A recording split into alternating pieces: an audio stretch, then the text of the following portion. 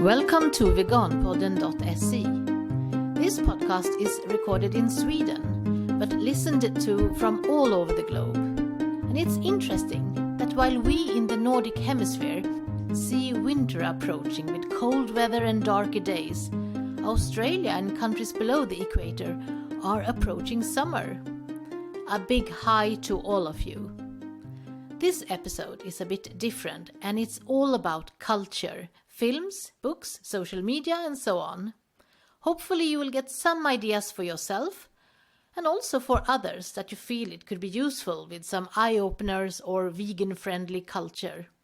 In any case, sit back comfortably or keep on walking if that's what you do.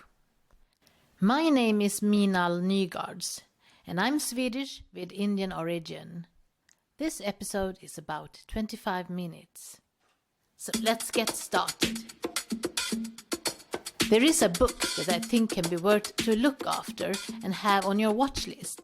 It's not yet available in the bookshops, and it's a photography book published by V Animals Media and written by Joanne MacArthur and Keith Wilson. And as you know, they say a picture says more than 1,000 words. The name of this book is Hidden: Animals in the Anthropocene. And what does Anthropocene mean, actually? It's become a quite popular used term and is a term that defines an epoch.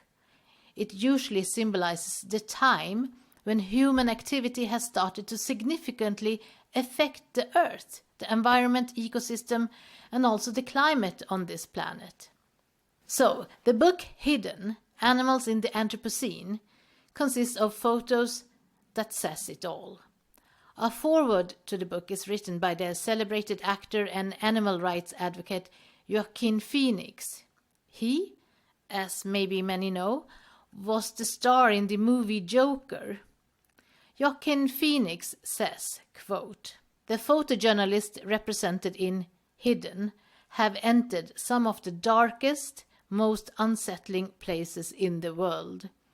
The images they have captured are a searing reminder of our unpardonable behavior towards animals. It will serve as beacons of change for years to come." So let's continue. When it comes to veganism, there are some books that are more or less classics. One is the book Animal Liberation from 1975 by the Australian philosopher Peter Singer. Penguin Classic has now published the book Why Vegan?, which is a collection of essays by Peter Singer. The essays range from extract from this Animal Liberation book to more recent essays, where we also can find a reflection over animal handling and COVID-19. The book is very short, concise, and is actually a perfect gift to anyone who could like a philosophical reasoning around how we see animals and why people become vegan. The book is only 85 pages, and you can easily read it in just a few hours. And thankfully, the price is also in comparison, so a perfect gift. Another philosopher and author to mention is the well-known author Jonathan Safran Foer. He became world-known and celebrated via his fictional books. For example, the novel Everything is Illuminated, which afterwards became a film starring Elijah Woods. In 2009, Jonathan Safran Foer wrote a non-fictional book, Eating Animals. It became a bestseller and describes the horror behind the meat on the plates, an insight into the industry, slaughterhouses, and all. He talks about lack of transparency, and he himself sneaks into a farm to see the condition animals are in. The whole plot is started with Safran Foer being a father, and he is wondering if he should let his child eat meat. A book to recommend to vegans and non-vegans.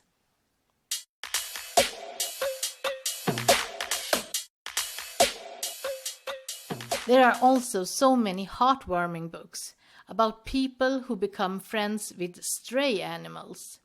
One book is Arthur, the dog who crossed the jungle to find a home. It's a true story by Mikael Lindnord.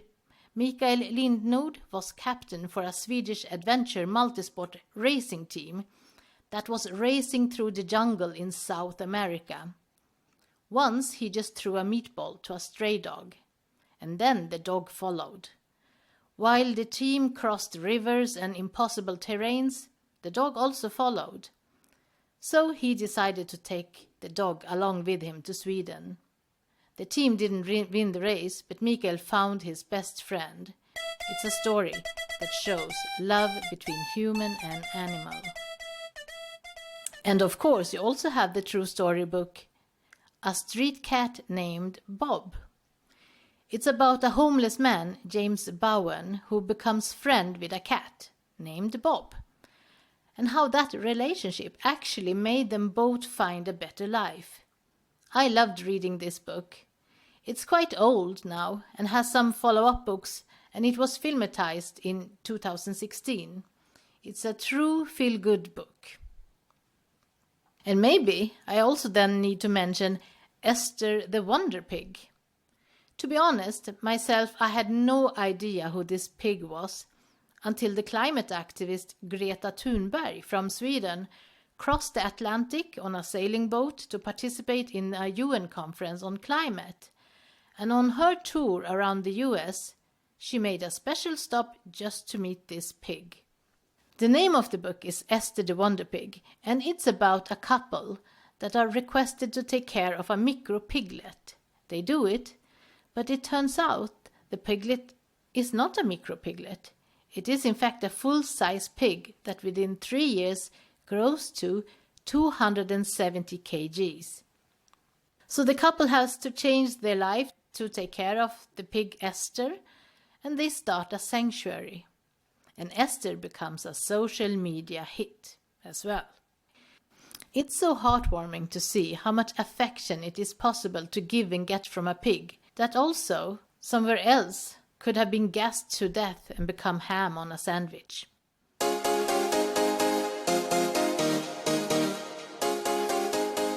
So vegans do not eat animals. They eat plant-based food. When it comes to recipes and also health, there are many books coming up. And in Sweden at least, the new recipe books coming out in the bookstores, they are mainly vegan. And I mean pure vegan and not only vegetarian. So for all that needs kind of inspiration, you have lots of choices, at least in Sweden. Vegan food is about to become the new normal. And yeah, when it comes to food, I kind of like the term used today in India for describing what food you eat. In India, you are vegetarian or you are non-vegetarian. It's quite nice that the default, the normal, is to be vegetarian. In short, it is also called veg or non-veg. However, since many people in India still are not fully admitting to that milk drinking is a direct cause of cow killing, I would like if India had vegan as the base for what is the normal food consumption. And then if you consume dairy products, you would be a non-vegan minus meat. That would probably more accurately describe what dairy consumption is all about. Many people around the globe believe dairy drinking has to do with culture. I disagree. But anyway, culture changes over time, since society changes over time. And right now, we are all living in a really changing world. It's a total flip of all what we have done previously. So, don't worry. Be part of the change towards a better future.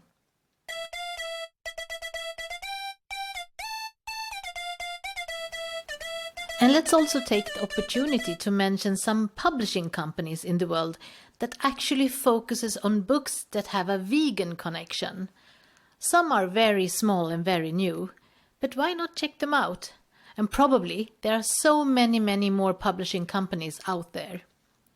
Lantern Publishing and Media, New York-based, they say on their website, "We publish books for all wanting to live with greater depth and commitment to the preservation of the natural world." We have veganpublisher.com. They are in Boston. When I look at their books on their webpage, there seem to be lots of cute children's books with a vegan message. On internet, I also find something called Sanctuary Publishers. On their webpage, they say they are a grassroots independent publisher. Maybe something to look up if you want to publish or look for something new. There are, of course, also lots and lots of vegan-friendly magazines. Some of them are Veg News magazine, or Vegan Food and Living magazine, or Vegan Life magazine. So let's just jump from books and magazines to films.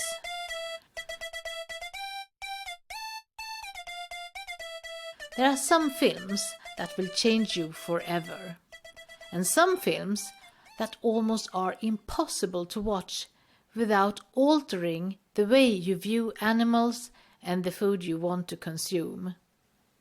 So I think I need to say something about the strongest film I have ever seen. The name of the film is Earthling. It's free to watch and can online be found on the website nationearth.com. The film is narrated by the celebrated actor Joaquin Phoenix, again, and he does it so well. Earthling is from 2005 and shows how humans use animals for everything. Of course food, but also for entertainment, racing, circus and so on, as pets, for research and testing, for clothes and much more. The film is so direct, and it shows from the perspective of the animals. It shows very horrific images. You see slaughtering, animals skinned alive and so on. But you see the truth. That's why it hits you directly in the face. I had a pillow in front of my face and I watched the full film. Do it you too. And all non-vegans, they really need to watch it. So in the same category, made in a similar way and more recent, are some films. One is Dominion, and it was released in 2018, showing how animals are being used in Australia. This film has been a landmark for the vegan movement in Australia. And this film also bears evidence to that what was shown in Earthlings is not something that only happens in US or around the year 2005. It still happens, and all around the world. From a personal perspective, I must say that what most strikes me with these films are, one, the eyes of the animals. When they look straight into the lenses of the camera, they look at me, watching, and I feel guilty for having been silent for so long, while all of this has been going on. But what also is striking is when I see images from clean and empty slaughterhouses. An empty and clean slaughterhouse can sometimes feel even more scary because you see how it is built and thick chains and killing tools laying all around. And of course, when you realize the huge amount of killings, torture, abuse that is going on in the world every second, you actually feel like vomiting. But we need to see. We need to stand up for what is right, if we don't like what we see. So let's go to a more enjoyable film, a really enjoyable film. I really must recommend this very recent film that can be seen on Netflix, and it's named My Octopus Teacher. Wow, it's a diver and photographer that becomes friend with an octopus. The film is so beautiful. You really get to come close and see how fascinating an octopus is. You get to know this lady octopus. See it. It's a great film suitable for the full family. Another recent film that needs mentioning is of course the film David Attenborough, A Life of Our Planet. It's like his memoir in a film, and we get to see how he as a youngster discovered the world and the animals in it, and also follow him through his life to see how the world changes. and what it does to the animals. It's beautiful, important, and do not need to feel depressive. It's more motivational, I would say. We need to watch these kind of films and stand up and turn wrong into right. And there are some films that are very positive to veganism, but where the focus is more on health. The films like that are Forks Over Knives, What the Health, The Game Changers. Another film that focus more on climate and sustainability is Cowspiracy. And there are also some positive documentaries such as Called to Rescue that shows animals being rescued to a sanctuary. It shows the hard work for sanctuary workers, but it also shows how it can feel when you through crowdfunding are able to save a pig so it can come to the sanctuary, and all the people around you, without thinking about it, celebrates it by serving sandwiches with ham on. Well, just to end the topics on film, I love Disney and Pixar movies because they are often so animal friendly.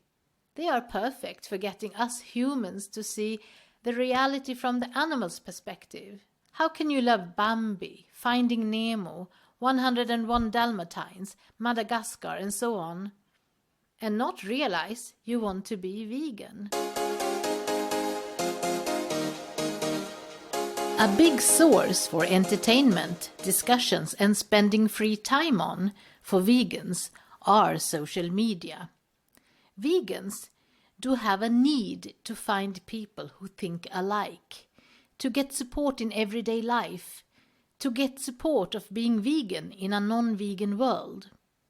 And it can also be valuable to discuss with somebody who thinks differently, to understand the complexity of various everyday situations, or to get tips on products and recipes.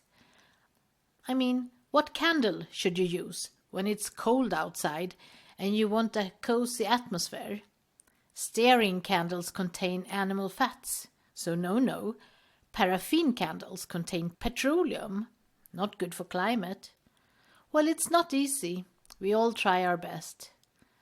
So what social groups are there? We have Facebook, of course. Facebook has several groups to join and indulge in discussions and get inspiration. Most countries has groups, starting with something like Vegans in XXX.